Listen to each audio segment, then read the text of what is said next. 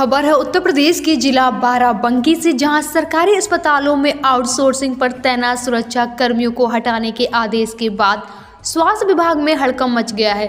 जिला अस्पताल और महिला अस्पताल में तैनात सुरक्षा कर्मियों के बीच इस फैसले को लेकर भारी आक्रोश देखा जा रहा है।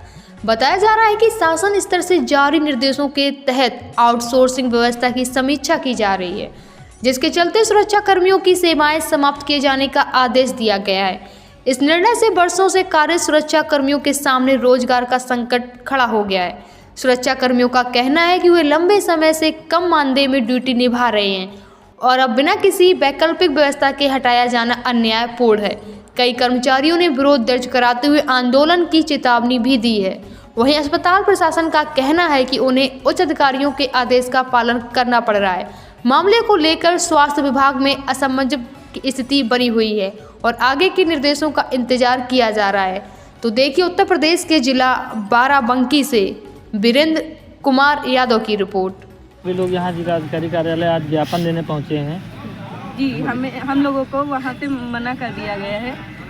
हमारे सीमत सर बोले हैं कि आप लोग जाके एक बार वहाँ डीएम साहब से बात कर लीजिए। हम लोग डीएम सर के पास गए थे, उन्होंने कहा है कि आपका जारी रखा जाएगा, आप जाके सीमो ऑफिस में बात कर लीजिए। क्या मामला था? आप सभी सिक्योरिटी गार्ड यहाँ इकट्ठा हुए हैं। मामला ये था कि हम लोगों को ये बताया गया था कि 30 तारीख से आप लोगों की आउटसोर्सिंग वाले जो है वो डेट ख़त्म हो गई है। हमारे अधीक्षक सर बताए थे कि आप लोगों को हम सैलरी नहीं दे पाएंगे, 31 तारीख से आप लोग बंद करिए। तो हम लोग ये हमारी मांग है कि जो हमारा कर रहे हैं वही हम करें। तो क्या आश्वासन दिया है जिलाधिकारी महोदय ने? उन्होंने क्या बताया कि आप डीएम से या सेमो सर से मिल लीजिए, ठीक है। हम बता वहाँ से आप जो वहाँ से लिखित में लेके आएंगे तो आप लोगों को जारी किया जाएगा। आप लोग कब से नौकरी कर रही हैं? 2 साल हो गए। अभी तक इससे पहले कोई दिक्कतें आई? कोई दिक्कत नहीं, इससे पहले नहीं दिक्कतें आई हैं। ये अचानक इस बार जो बुला गया आप लोगों को? और ना हमको कोई लेटर मिला है, ना कोई पर्चा मिला कि आप लोगों का ये खत्म हो गया है। बस हमसे अधीक्षक सर से बोला गया कि आप लोगों की ड्यूटी खत्म हो गई, अब साइन नहीं कराया जाएगा, साइन नहीं दे पाएंगे। जितने लोग हैं सिक्योरिटी गार्ड वो टोटल स्वास्थ्य विभाग में ही तैनात हैं कि और कहीं भी तैनात? सभी स्वास्थ्य विभाग में सब सारे लोग CSC PSC जिला पे हैं, सबका वेतन सेम है? सेम है सबका। और साथ बहुत बहुत धन्यवाद आप सभी को। मामला ये था हम लोगों पूरे आउटसोर्सिंग संघ कर्मचारियों का कि 31 तारीख को आदेश या फ़ोन आया कि आप लोगों को यहाँ से नहीं हटा दिया गया है, नौकरी से ख़त्म कर दिया गया है। हम लोगों ने फिर सेमो साहब से मिला, सेमो साहब ने कहा कि हमारी जानकारी में है लेकिन कंपनी जो चाहेगी वो करेगी।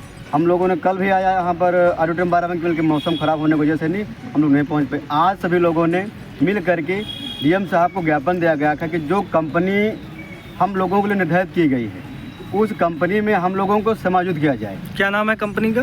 कंपनी जो पहले थी IT वर्ड, लेकिन जो अब कंपनी आई है तो मालूम पड़ा कि वंशिका कंपनी है, लेकिन पूर्ण रूप से जानकारी हम लोगों को नहीं है। लेकिन मालूम पड़ा कंपनी के साथ में कोई जो एग्रीमेंट होता है या फिर जो डायरेक्ट जो भर्ती होती है? कैसे भर्ती करते हैं? सेमो के जिलाधिकारी चिकित्सा अधिकारी के माध्यम से पहले हम लोगों को किया गया था। 2 साल कंपनी थी, टेंडर था, अब बदल दिया गया था तो हम लोगों को हटा दिया गया। 2 महीने से लगभग 3 महीने होने वाला है।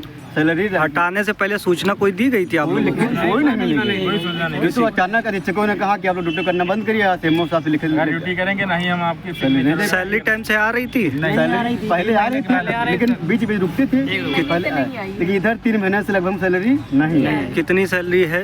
3 महीने के जो लोग 96 छोड़ नहीं, कितनी सैलरी? 11,000 रुपये आती थी, लेकिन PF कट के 9600 रुपये हम लोग अकाउंट में आता है।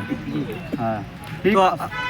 डीएम साहब ने आश्वासन दिया है, सीएमओ साहब से बात की है कि जो कंपनी निर्धारित की गई है आप लोगों को उसी कंपनी में समायोजित किया जाएगा।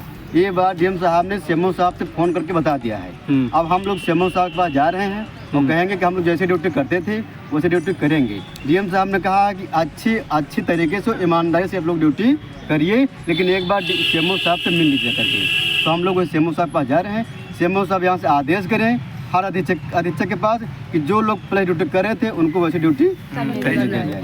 बस।